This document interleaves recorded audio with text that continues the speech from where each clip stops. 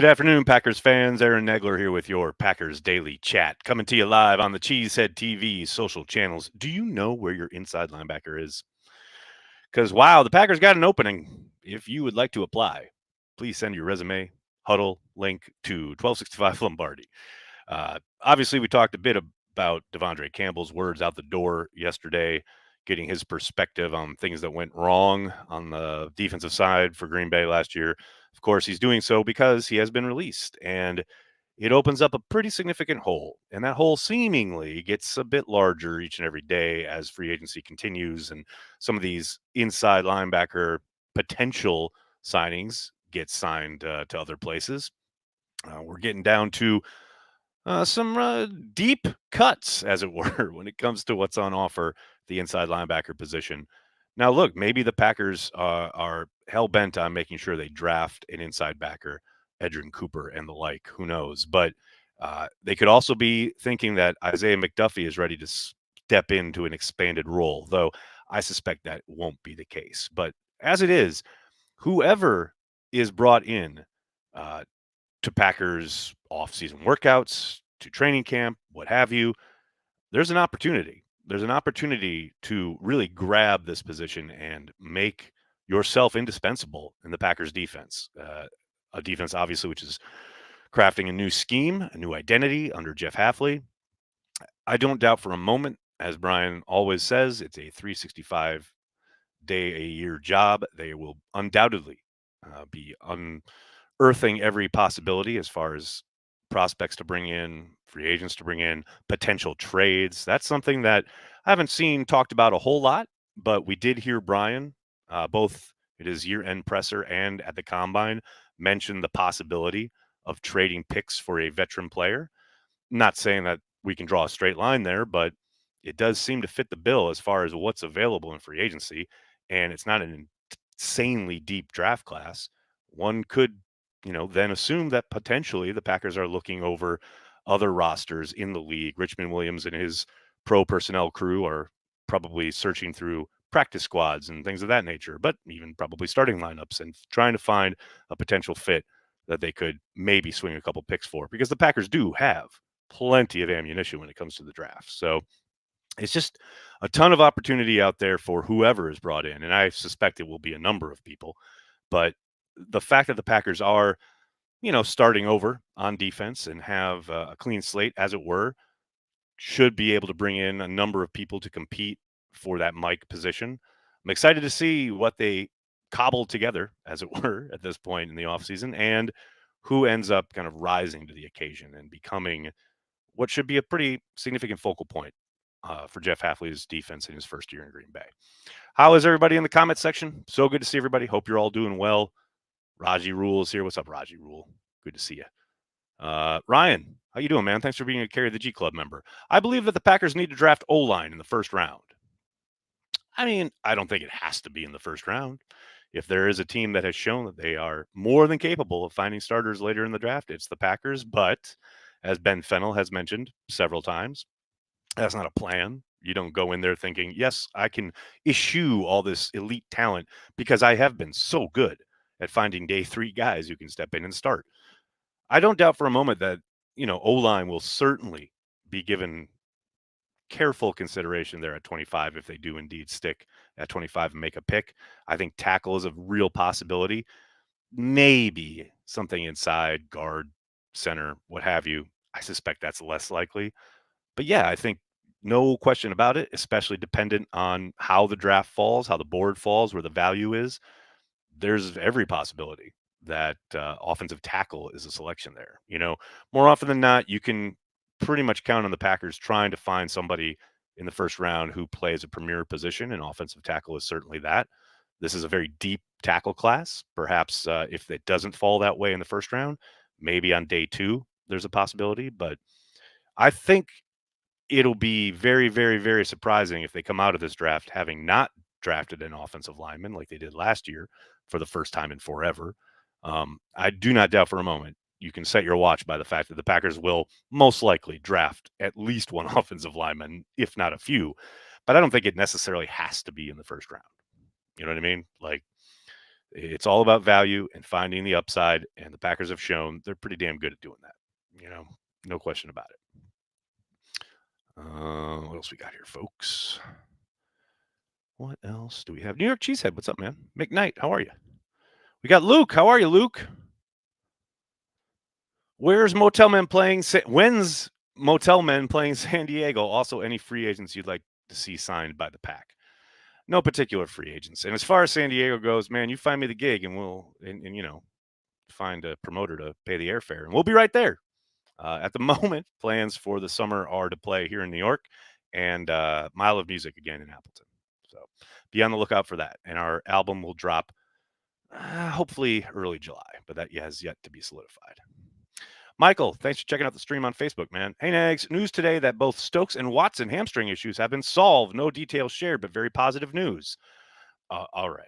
Let's slow the roll there. Slow the roll. I mean, I know they are working on it. I know Tazim, Christian Watson's father, has mentioned the fact that Christian and the folks there in Madison have gotten to a root cause. But, man, there's a long way to go before we can say, hey, look, this is good news, and they've seemingly solved the issues, right? Baby steps. It's good.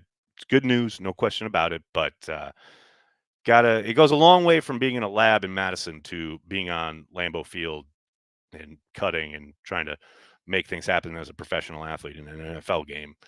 And we got a long way to go before we get there. But I don't want to be, the wet blanket here, but let's temper our enthusiasm a bit. That's where I'm at. And speaking of Tazim, Tazim and I are recording our next podcast tomorrow. So be sure you check that out. It'll drop probably later in the evening on Tuesday night. Joe, what's up, man? Thanks for being a super chat. Despite only starting 8 games, McDuffy was second on team in tackles and had 5 tackles for losses. Overlooked and knows Hafley's defense better than anyone on the roster. Yes, they do have history together. They're in Boston College. I think, yes, you can definitely look at how productive he was. However, you can also look at plays where he is kind of washed out against some of the more power running schemes. There are no doubts that he's physical and athletic enough to keep up with both running backs and tight ends down the seam and things of that nature. So that's encouraging. But as a traditional Mike 4-3 middle linebacker, he is a bit undersized, and I do wonder about his ability to hold up there. I don't doubt for a moment that he is a great depth piece, but I'm very reticent to consider him a starter. But who knows? Maybe A, the Packers find no other better alternative, or B, he just makes that jump in offseason workouts and in training camp and solidifies himself as the answer. And obviously, that would be best for all involved. But a long way to go in that regard. H. Carrington, how are you, man? Thanks for the super chat.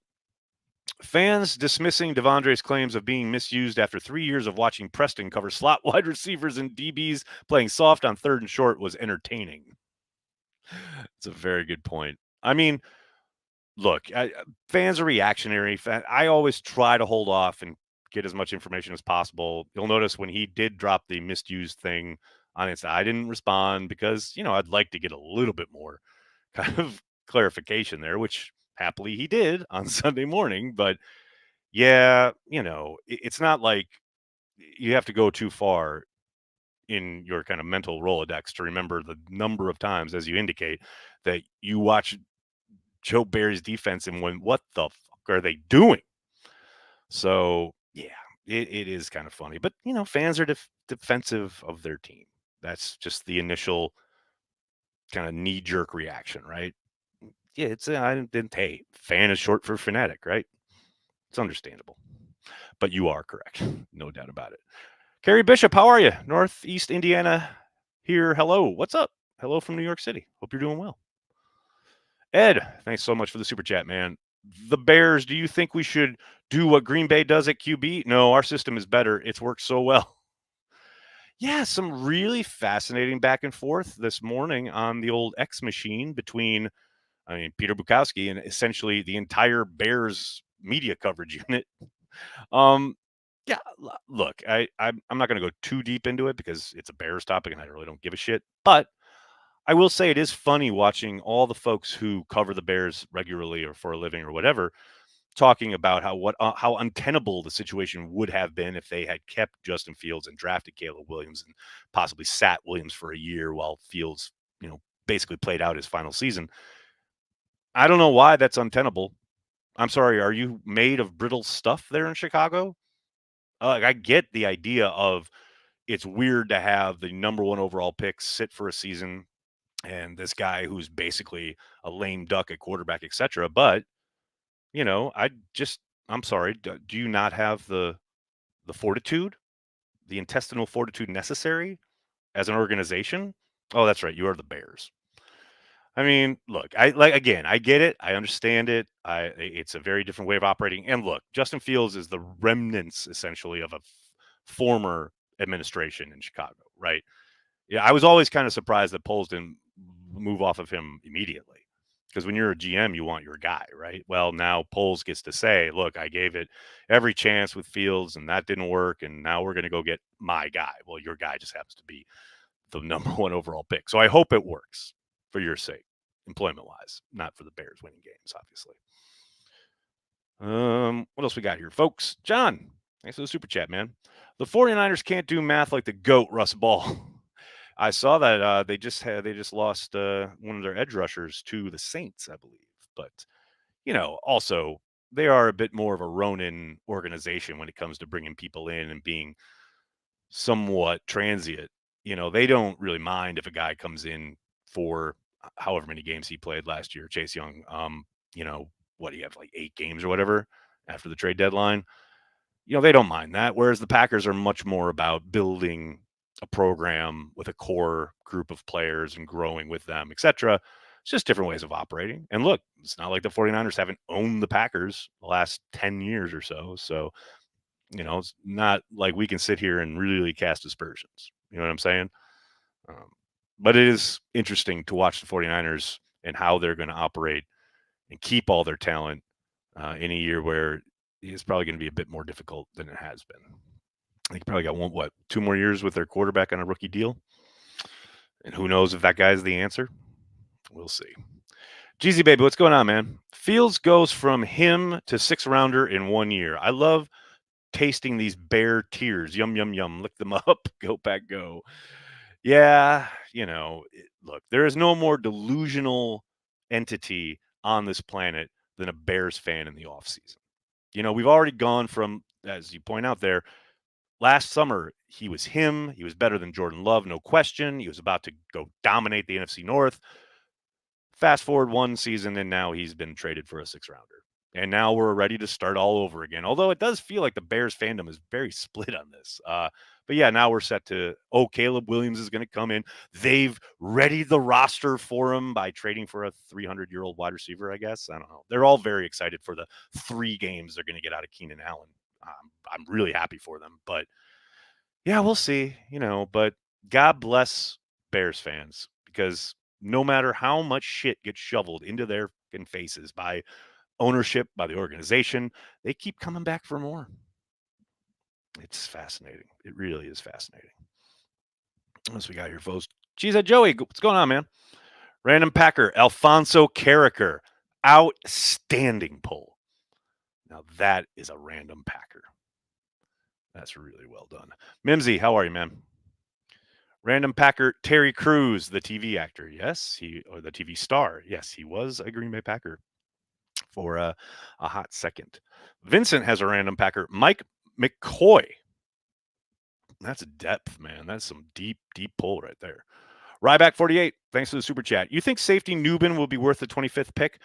I'm glad you brought this up, because I did see a couple people having this conversation online today about, where he's graded or slotted or what have you. And I got to admit, I probably would think he'd be a great 2nd round pick, maybe a tad bit of a reach at 25.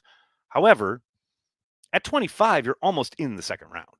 Like, I don't think the difference is that, I don't think the reach, quote unquote, is that significant. Like, I wouldn't mind him at 25 at all. And plus you get the 5th year option on him, right?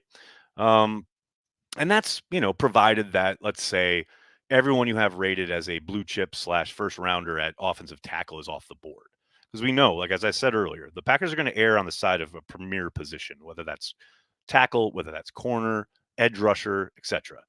Now, if value-wise, say all the guys that they have ranked as their, cream of the crop, for no doubt first rounders, they're all gone. They're at 25, right?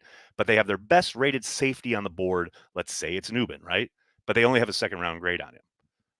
I think it's entirely possible that they pull the trigger on him. I wouldn't mind it at all. But I also think they'd probably be working the phones and trying to trade down. But we'll see what transpires. Sometimes, people are answering the calls, but they're not pulling the trigger on the trade. You can't find a dance partner, so you just make the selection. That's a possibility. And look, here's the thing. The first time Nubin picks off Caleb Williams or whoever, like, we're not going to give a shit where they drafted him. Like, I just want good football players, and he's a good football player. I don't really care how they get him. You know what I mean? That's just me.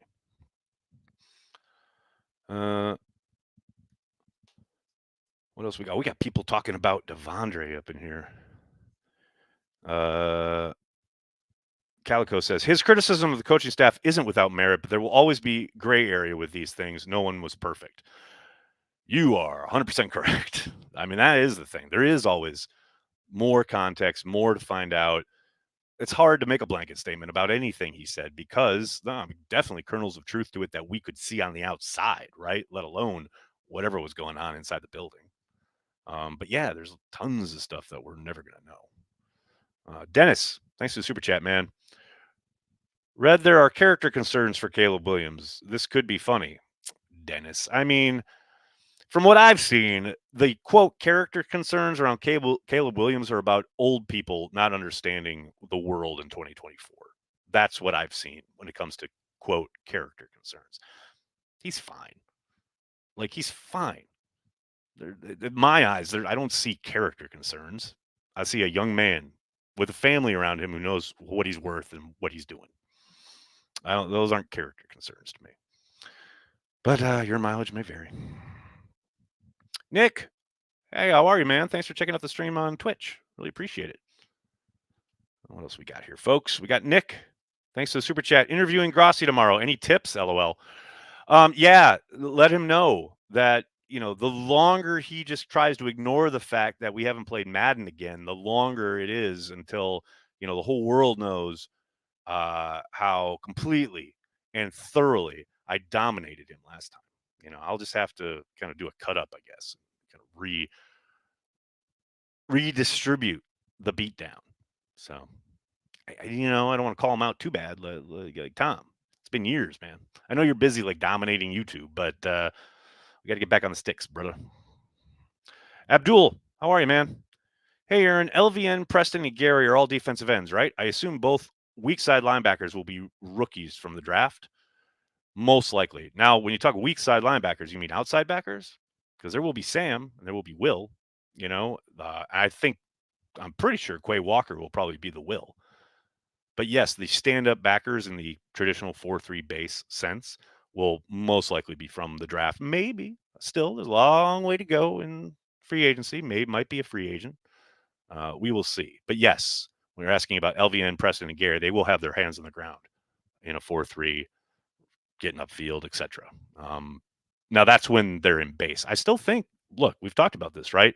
Hafley has a lot of pressure packages where they'll probably be standing up. Kind of old school 3-4 style, right? So I think it will be determined by down and distance, what the opponent is good at and likes to do, and how they think they can take advantage of that. But yes, those pieces, essentially the outside linebackers in the 4-3, whether it's the weak side or the strong side, those will most likely come from either the draft or free agency or potentially a trade. I wouldn't take it completely off the table. That's a possibility. That would be must-see TV, Nags Grossi, Madden Showdown. It was last time, I'll tell you that. It was a lot of fun. What else we got here, folks? Do we sign another safety? Simmons. Gary, yeah, I've seen the name tossed around a lot. It's a possibility. He's hard to watch against the run. Good player against the pass, which obviously is prevalent in the National Football League, but there's a reason he's still out there, Yes. Is it a possibility, though?